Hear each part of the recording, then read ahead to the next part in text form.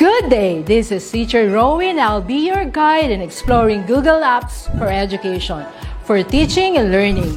In Google for Education, teachers can connect and collaborate easily while staying on task. It gives teachers the freedom to spend more time personalizing the learning experience and less time managing it. Students can learn essential skills such as 21st century problem solving, which they can use it in their future careers. As such, the accessibility features will also help and assist every learner to do their best work. Google offers different useful applications that we can use to connect education to technology.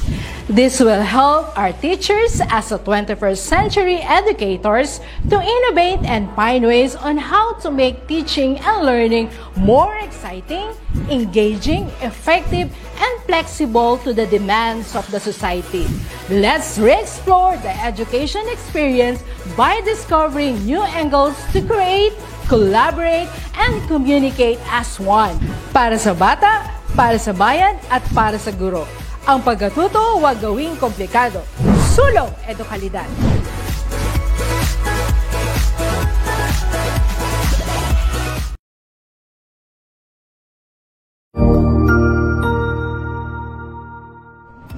Magandang araw, Sir Wilbur po, at your service.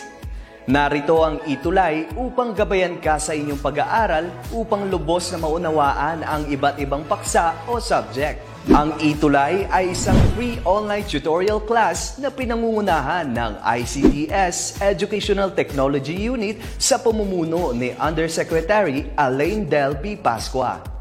Ang programang ito ay hindi lamang para sa mga bata, kundi ito rin ay magsisilbing gabay sa mga magulang at mga guro kung paano nila ituturo o gagabayan sa bawat asignatura ang kanilang mga anak o mga estudyante. Sa kasalukuyan, ang self-learning module mula sa rehiyon ng Calabarzon at kilala sa tawag na Pivot ang ginagamit sa ating itulay online class. Kaya ano pang hinihintay ninyo? Ihanda na ang inyong mga ballpen o lapis, papel o kwaderno at samahan kaming itulay ang pagkatuto para sa bawat batang Pilipino.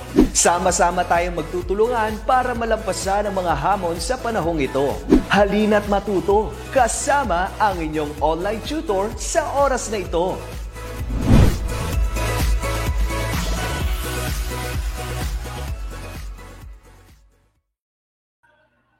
Alright, good afternoon, Itulay learners and parents. Kumusta po kayo? Napakainit. Do not forget to keep yourselves hydrated. Inom po tayo ng maraming tubig. Here again is Tutor Dick for your week 8, your last week, unfortunately, for 21st century literature from the Philippines and the world. Bago pong lahat, I would like to say again, good afternoon to SDO Olongapo City, headed by Madam Lailani Cunanan. Good afternoon po ang aming superintendent at ang aming Schools Division Assistant Superintendent, Madam Mylene Minimo. Good afternoon po, ma'am. And to our EPS for English, Ma'am Loretta Figueroa. Magandang hapon po, ma'am. Our PSDS for District 5B, Sir Allen Toyogon. Good afternoon, sir. To the Principal of New Cabalan Senior High School, Sir Samson Bukiron. Magandang hapon po sa inyo, sir. And to our Master Teachers, Ma'am Susan Laksamana, our Master Teacher 2 for Academic Group, and to Sir Richel Quinto, good afternoon, sir, our Academic TVL Group Head, Master Teacher 1, magandang hapon po sa inyo. Okay, ready? Your pivot learning and parents, ihanda na po natin ang ating lapis at papel, and we are good to go for our Week 8, Quarter 2 of 21st Century Literature from the Philippines and the world. For this tutorial, we will have these 5 objectives rather. Number 1, we'll try our best to demonstrate ability to interpret specific literary genre. Ayan po ang ating unang-unang gagawin. We have to interpret a specific literary genre. Mamaya po makikita nyo kung ano pong literary genre ang ating i-interpret. Okay? We have to do our best to create. You have to do your best to create a unique literary adaptation through a multimedia presentation. And number 3, you need to do your best to illustrate a creative literary adaptation with one's ICT skills. So, focus tayo sa ICT skills a little later on. And the fourth one, is appreciate the use of multimedia to enhance ICT skills. Ayan po, magagamit kaya natin ng mga skills na to sa ating literature reading and learning. We'll see. So let us begin by having our first recall. Before you learn another interesting literary genre and other multimedia presentation tools, for today, let us take time to answer the following questions. No? Balikan po natin si, ayan po, anecdote. What is an anecdote? Okay? An anecdote, according to Nagpal of 2016, is a short, entertaining, or interesting story about a real incident or person. Bakit kaya natin siya babalikan ngayon? A little later on, makikita nyo kung bakit. Okay, why are we going to read an anecdote? Or why include anecdotes in a story or storytelling? What are the different purposes of telling an anecdote? Number one is to bring cheer. We use anecdotes, we read anecdotes, and authors use these to bring cheer to the readers. Number two, they also use this to reminisce some important events in their lives or the experiences. Again, number three, they use anecdotes to give caution to the readers or warnings. And last but not the least, to persuade and, of course, to inspire. Okay. So for today's tutorial, since we are dealing with multimedia formats, can you name varied multimedia formats being used to interpret literary text, especially these days, the digital age of learning literature? So for today, we have to mention a few of them. Can you mention a few of them? Let's see. For those few, let's try to focus on the 5 that we're going to learn for today. Let's try. If you are able to name these 5. Shout out muna po tayo kay Miss Lunila Hurial and Miss Maribel Regosera from Kalawakan Elementary School, SDO, Santiago City. From Laika, magandang hapon po sa inyo. And good afternoon po kay Ma'am Zenny R. De La Cruz. And to everyone, magandang hapon po sa inyo, Ma'am Zenny. And Ma'am Lee Kaday, watching from the city of Ilagan. Magandang hapon po sa inyo. So for today's tutorial, we'll focus on videos. Ayan po. One of the most common multimedia formats being used in literature, reading, and studying, videos. There would be MPEGs and MP4. At marami pa pong bagong mga video formats ngayon that you will be able to use, especially the students. There are also tons of animation. Ito po isa sa mga paboritong ginagamit ng authors ngayon. And of course, the learners and the teachers, they make use of animations. The internet, Google applications, very credible sources of different kinds of animation apps and programs. We also have audio. Okay? Yan po. We make use of videos. Mahalaga po dyan ang mga voiceovers natin. And of course, sounds and soundtracks. So we make use of audio. And of course, sometimes we make use of text. If you have ever seen a literary presentation made entirely of text, only in the internet, makikita po natin yan. They make use of text or sometimes in the form of tag clouds, if you're familiar with that. So the entire movie, the entire story, the entire poem rather, is presented in purely text in the form of tag clouds. And of course, tons and tons also of images. And to make the learning of literary pieces more fun and easier for our 21st century learners nowadays. Ayan po. So our focus for today, a piece of literary genre from a very well-known author named Paulo Coelho, a Brazilian author born in Rio de Janeiro, Brazil in 1947. He had a successful career before as a popular songwriter. Yan. He dropped out of law school in 1970 and he went to South America and North Africa, Mexico, and Europe. And he was imprisoned, okay, unfortunately, in 1974 by the military dictatorship during their ruling in Brazil. Nagkaroon po ng military dictatorship doon. And then in 1980, he walked out the 500-plus mile road of Santiago de Compostela in northwestern Spain. So maybe if you are familiar, most of you are familiar with this author, with his work. If you want to know more about Paulo Coelho, you can read A Warrior's Life, a biography of Paulo Coelho by Fernando Moraes. And he is very popular and known to us as the author of the very famous The Alchemist. Now, I love this. I hope you love this novel too. So we're going to focus on one of his anecdotal works or literary pieces. Now he has some sort of short story which employs an anecdote, no, something that teaches us important values in life. Okay, the title of this work would be The Story of a Pencil. This is not mine. This is from the presentation I'm telling is from Mr. Rahiman. I borrowed this from him. So let's have a short let's have a short presentation of The Story of a Pencil. Let's read. You read along with me. A boy was watching his grandmother write a letter. At one point, he asked, "Are you writing a story about what we've done? Is it a story about me?" He's asking his grandma. "I am writing about you, actually, but more important than the words is the pencil I'm using. Pencil. I hope you will be like this pencil when you grow up." Intrigued, the boy looked at the pencil. It didn't seem very special. It's just pencil, but it's just like any other pencil I've ever seen, he said. "That depends on how you look at things," his grandmother said. "It has 5 qualities which if you manage to hang on to them, will make you a person who is always at peace with the world." There you go. First quality, you are capable of great things, but you must never forget that there is a hand guiding your steps. Again, first quality, you are capable of great things, just like you guys. You must never forget that there is a hand guiding your steps. We call that hand God, and he always guides us according to his will. Remember the first quality. Second quality, now and then I have to stop writing and use a sharpener. That makes the pencil suffer a little, but afterwards, he's much sharper. So you, too, must learn to bear certain pains and sorrows because they will make you a better person.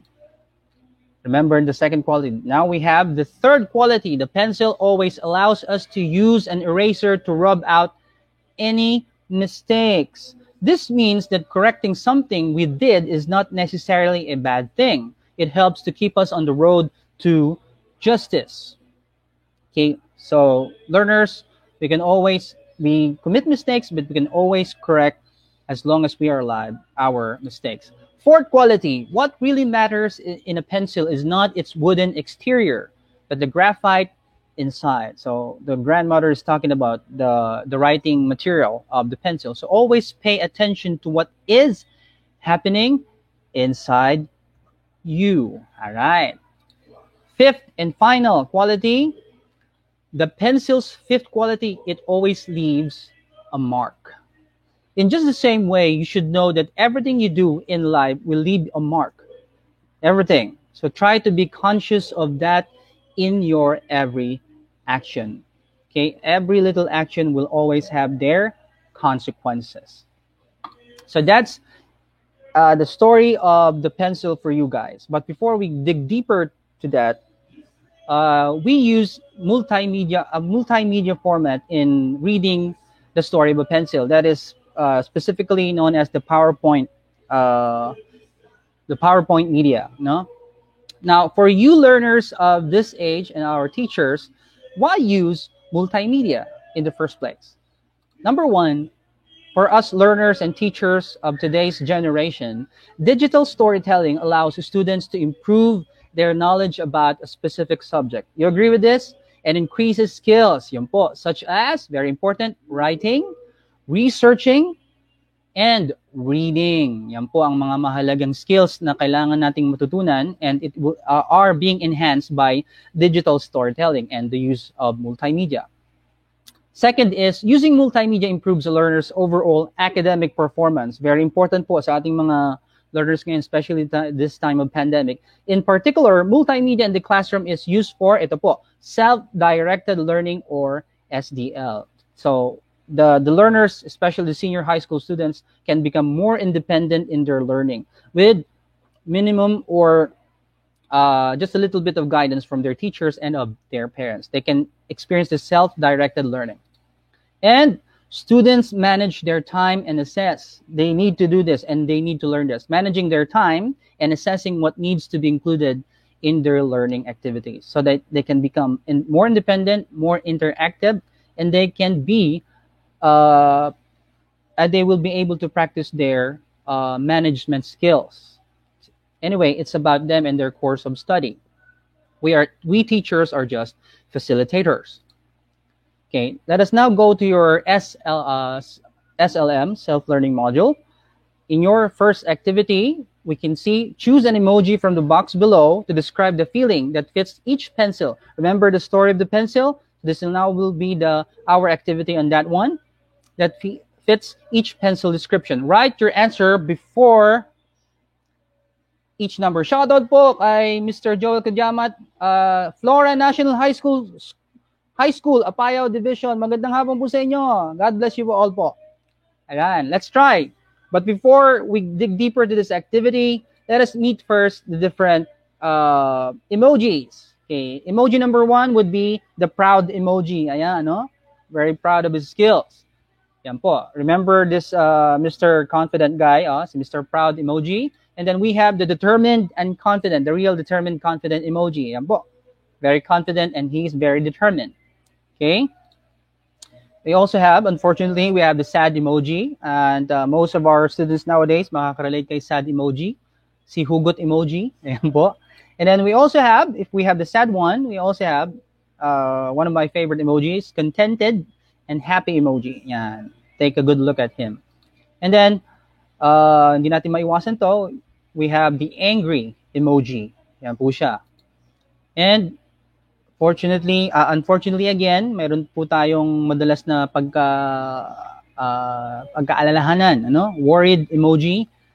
Ayan. Let's have the first description of a pencil and let's try our best. Ano kayang emoji ang ilalagay natin dito? Parents and learners, a sharp-edged pencil, yan po ang ating dinidescribe, in writing, signifies smart and a clever guy. What do you think would be the proper emoji for this one in your SLM? Sige po. Kung yung sagot nyo po ay si proud emoji. Kayang-kaya ko to. Smart and clever guy. I can do this. Yan po ang ating ilalagay doon. Next pencil that describes a characteristic. A broken pencil. Yan, sa mga broken dyan, it suggests a problem. Okay? Or suggests also something that is being heartbroken. Ayan po. None other than, of course, we have si sad emoji. Ayan. Ayaw na ayaw natin to, pero sometimes we are like this, no? Ano bang nagpapalungkot sa atin mostly? Mga kabataan ngayon. Pag-ibig? Kain-kain natin yan. Alright. A newly sharpened pencil implies regaining one's strength, but thus being ready to face the world again. If you're ready to face the world again, you have the happy and contented. Nabigo ka once, you were sad once, and now you're happy and you can become contented again. You can become ready to face the world again. A bigger shaped pencil implies gaining body weight caused by stress. Ayan po, ang mga stress eaters dyan, and imbalanced diet. Nakaka-worry talaga pag nakikita na nating lumalaki ang ating mga bills. Yan, si worried emoji. Hopefully, mapaglabanan natin yan. And we can become a writing pencil ourselves. It's similar to while you are into doing your responsibility, students, and your duty to your work in your family, you can become contented and determined. Ayan po, I am able to do this. I am a writing pencil. I can write and I can perform my own responsibility and my duty to my work and my family. So that's it for our SLM. The story of the pencil, no? Napakaganda po nung very short, but we can learn a lot from the qualities of the pencil. The question is, what kind of quality of pencil are you? Or what kind of pencil are you? Okay. Move on to activity 2. Choose a multimedia format to creatively present your experiences in life and tell how you feel about it using the pencil pictures. Ayan po. Papasok na po ang ating multimedia formats. Videos, animations, texts, we have audio, and we have images. Okay? Say, for example, you choose to interpret in your life experiences or relate in your life experiences si broken pencil. Yan, yung mga nag-imo lagi dyan, nag-emote lagi dyan, mga hugotero, hugotera. napili natin si broken pencil. So how are we going, what kind of multimedia format are we going to use? Most of the time, students nowadays are able to effectively use the PowerPoint presentation and this one, images in the form of blogs. So I took an example from the web. Ang ginamit niya is broken pencil and she connected it to her life. Sabi niya rito, for me, broken pencil will not be the end of the story. No, maybe she had a very sad story in her life. I will write my future the way I want it to happen. Wow, ang ganda, no? Henceforth, we'll try and adapt these beautiful, simple characteristics of one thing, the pencil, the broken pencil, which we ignore daily and don't realize. It's usually really useful yet simple in nature. Like pencils, we get broken sometimes. Tama po ba, mga bata? And yet, we can use this, our experiences of being broken, to rewrite our future. No? Ayokong maging broken forever. What do I do? How will I write my future? So this is from a author from the social media, Twitter, Facebook. No, I forgot her name. Let's make it anonymous for now. Another form of blog. Gumamit siya ng image, no, and she titled it "Broken Pencil Still Write." Now we may be broken sometimes, but we are still here. We can still write.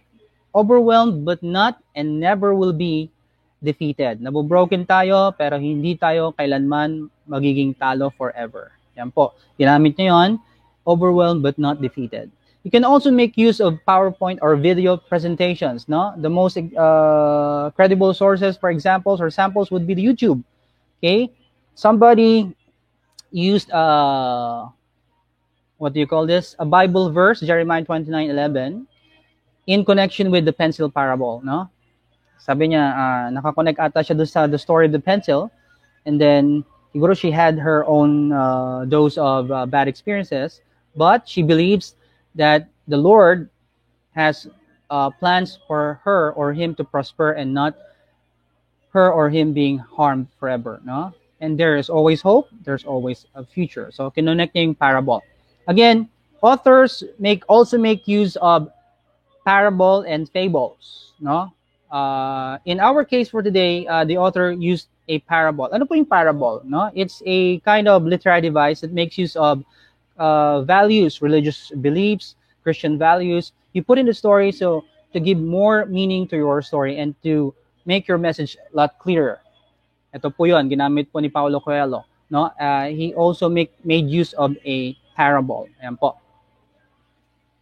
Or you can have digital posters such as this one. See? Ang tawag dito, yesterday, and then today I was broken, tomorrow, broken pa rin siya. But, what's the positive thing about this image is that there is a new pencil. No? Na broken man siya, dumami naman ng kanyang pag-asa. Ayan, no? Nagkaroon siya ng panibagong pag-asa. Alright? Likely man, but still, he is a pencil or she is still a pencil. You can also, for those who have no internet connections, pwede po tayong gumamit ng, eto po, catchy drawing pencil slogans and even posters. No? Most of our students nowadays, even without the help of internet, are very capable artists, no? Creative artists. Kaya nila, no? Mag-drawing ng posters, even slogans, and they are very good at that. So, pwede tayong gumamit ng ganito. For those who are having trouble with internet connection. Okay, so that's it for Broken Pencil. For our next story, okay, by Kevin Kwan. This guy here, if you're not familiar with him, maybe you're familiar with his other work, Crazy Rich Asians. Napakasikat ngayon yan, nabibigyang platform ang mga Asian artists on the big screen. Because big thanks to this guy, Kevin Kwan. He is also the author of our next genre in focus, an excerpt from this novel, Rich People Problems. No, most of us, we think that poor people only have problems, but rich people do have their own doses of problem. What do you think would be the problems of these crazy rich people, according to Kevin Kwan? Let's start. Okay, let's go back to your SLM. Your activity there will be try to guess the jumbled letters. Okay, the first jumbled word or jumbled letters here would be the TED2. Ano kaya yan? Which means used to express disbelief or disapproval. Okay? Most of you make this kind of gesture pagka meron kayong disbelief or disapproval, ayaw nyo yung nangyayari, no? TED2. Okay, the correct word for this one is tutted. Okay, no? Yan, tutted.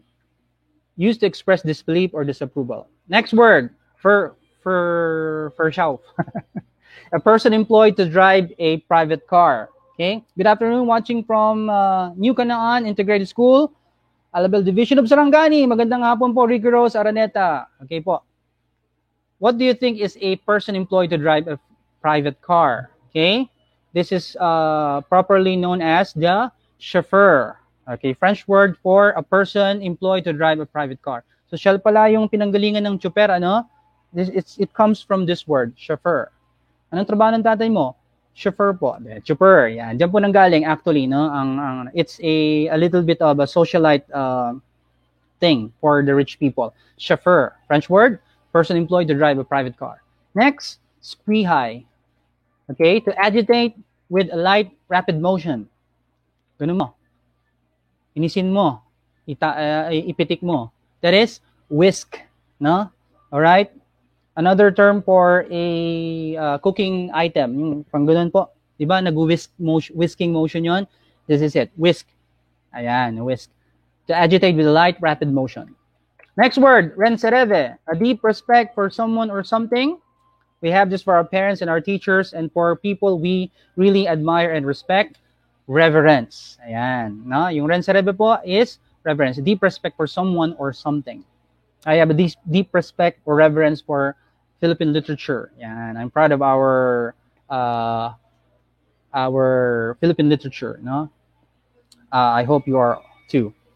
Tomedacus, normal or usual due to its being familiar. That is actually the word accustomed. Accustomed na ako dito. I am normal or usual or being familiar with this kind. I'm already accustomed to this. Now, Filipinos are very much accustomed to summer. We are sweating nowadays. But sanay na tayo. We are all accustomed to this kind of weather. Kunti, a business person of exceptional wealth. Marami tayo niyan sa Pilipinas. This is known as the tycoon. One day, I hope you learners will become tycoons yourselves. Venha, a place of offering favorable opportunities. It is known as haven. A place. It is term for a place offering favorable opportunities. Haven po ang pagbasa natin dyan. Haven. Crypnondes, lack of interesting quality. Marami po tayong nondescript. Yan, po. Correct word for that is nondescript, no? The average, lack of interesting quality, the karaniwan, no? Pangkaraniwan. Nondescript. Yeah, I am nondescript sometimes, but I don't think that is a bad idea. I like being nondescript most of the time. Ayoko nang napapansin. I hope I don't know about you guys, but I like being nondescript. Now, let's dig deeper to this excerpt from the story. If you have read it from your SLM, who do you think are the characters in the story? Let's make use of the text itself from the excerpt. Mababasa niyo po yun sa inyong SLM. Ito po, I highlighted them. Bettina Ortiz Imenya was not accustomed to waiting. Sino si Bettina? She is a former Miss Venezuela and Miss Universe runner-up, of course, and the exceedingly bronze strawberry blonde. Wow, what's these days the wife of? Who is her husband, Herman Ortiz Imenya. Though wala siyang masyadong part dito po sa ating excerpt, si Herman Ortiz, but Bettina has a very big part here in our excerpt. Next, we can see on this part of the excerpt, Julie. Yan. Sino si Julie? She is, according to Bettina, the owner of the restaurant Bettina always frequents. Ayan, no? Lagi siya nandoon. Siya po yung may-ari nung si Julie po yung may-ari ng restaurant na laging pinagtatambayan ni Bettina, no? All right.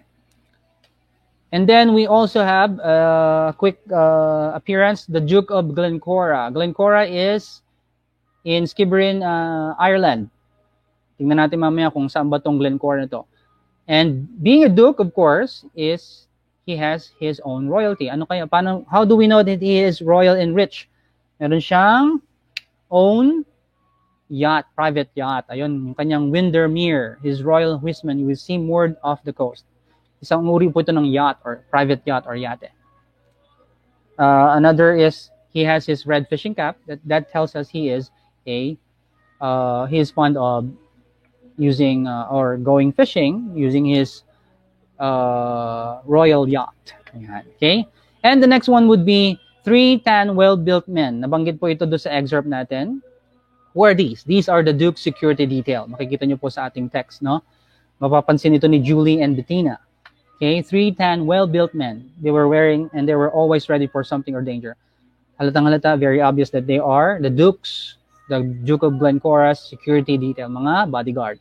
All right? And of course, nabanggit sa dulo that whom Julie and Bettina had an interest would be Alfred Shang. Sino si Alfred Shang? From what Miss Julie heard, she is, though at first, si Bettina, napagkamalan siyang chauffeur. Yan, no? Napagkamalan siyang driver ni Duke of Glencora. But according to Julie, he is the most powerful man in Asia. Very, very rich and powerful. Okay. Now, digging deeper again to the story, can you tell the significant places reflected in the story? Tingnan natin po. Meron kayang kinalaman yung mga places na to sa story natin. Let's see. Take a look at the places that were reflected in the story. Are you familiar with this one? This is Miami. Nabanggit po ito sa unang-una, no? Miami. Okay? So, use your imagination and look at this picture. Miami is this. Made of beaches, tall buildings, and of course, the rich and the famous. And we also have Harbor Island in the Bahamas. Ayun, paboritong punta ng mga mahilig sa yate, and those people who are able to have their own private yacht and go to beaches like this one, Harbor Island, the Bahamas. Also, the Dunmore Street was reflected in the story. Dunmore Street is in the Bahamas as well. It's famous for this particular junction wherein rich people can buy expensive suits and apparel. And we also have here chauffeur, yan, whisk. Salamat po, Miss Chris Ollie. All right.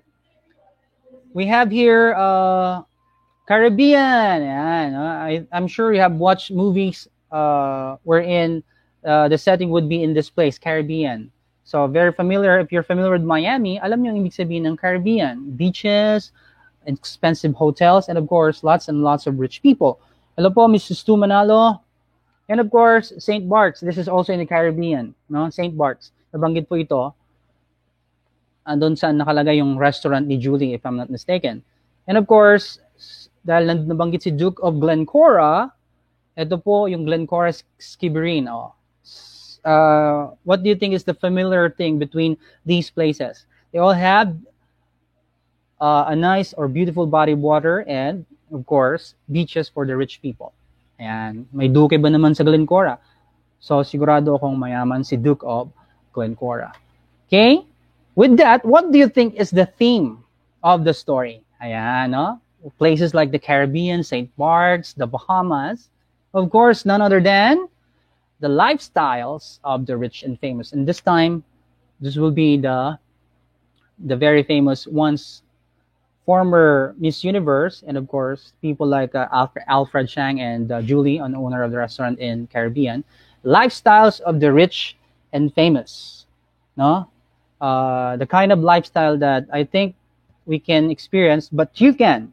But for me, I think I can only experience only in my dreams. Okay, I hope one day you can become rich and famous as well.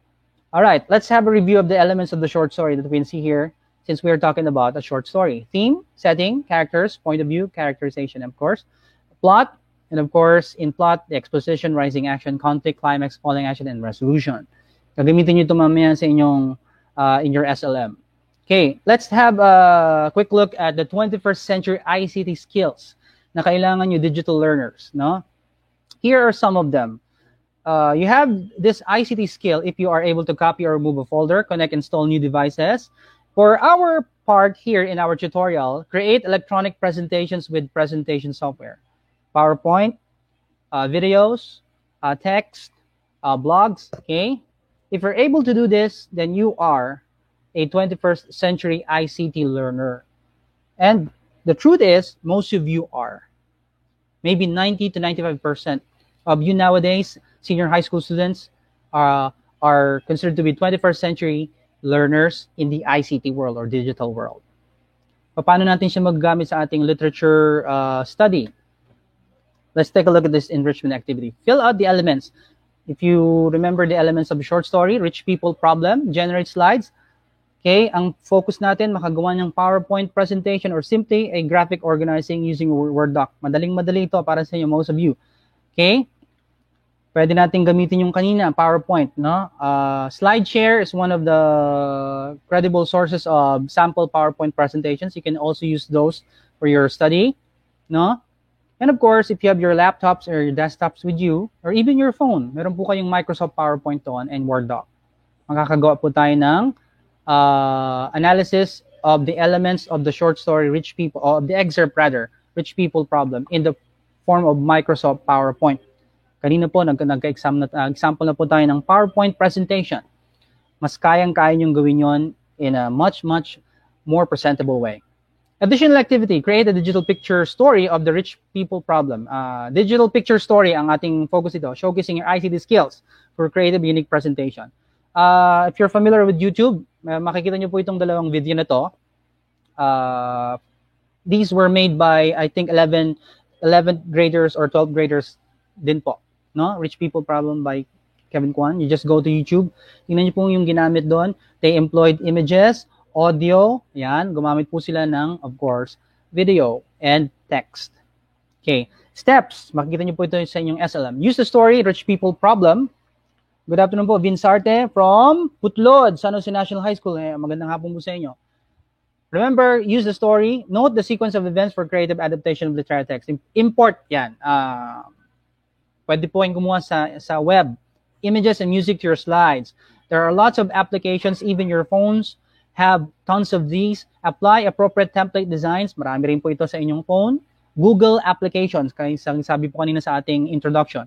Add transitions, adjust the timeline, and save your output. And then the rubrics will be in your SLMs, and that will be according to your teachers as well.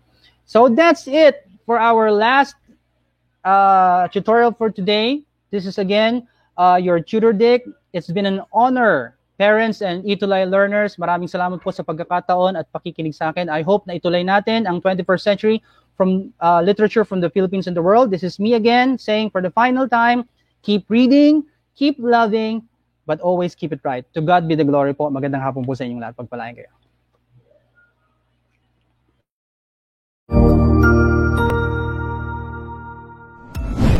Sigurado ako na marami ka na namang natutuhan sa ating Itulay tutorial session ngayong araw. Tandaan, ito ay hindi lamang para sa ating mga mag-aaral, kundi pati rin sa ating mga minamahal na guro at mga magulang na kaagapay natin para maituloy ang pagkatuto sa kabila ng nararanasang pandemya. Patuloy ding sumubaybay sa DepEd TV para sa mga araling ginawang video episodes. Mapapanood ito mula Lunes hanggang Sabado, alas 7 ng umaga hanggang alas 7 ng gabi sa inyong mga telebisyon. Abangan bukas mula 1:00 ng tanghali ang iba pang aralin sa ating Itulay free online tutorial session sa Filipino. I-like and subscribe at manatiling nakasubaybay sa ating Itulay tutorial session sa DepEd EdTech Unit FB page at Educational Technology Unit channel sa YouTube at sa DepEd Tayo at DepEd Philippines social media accounts. Paalam!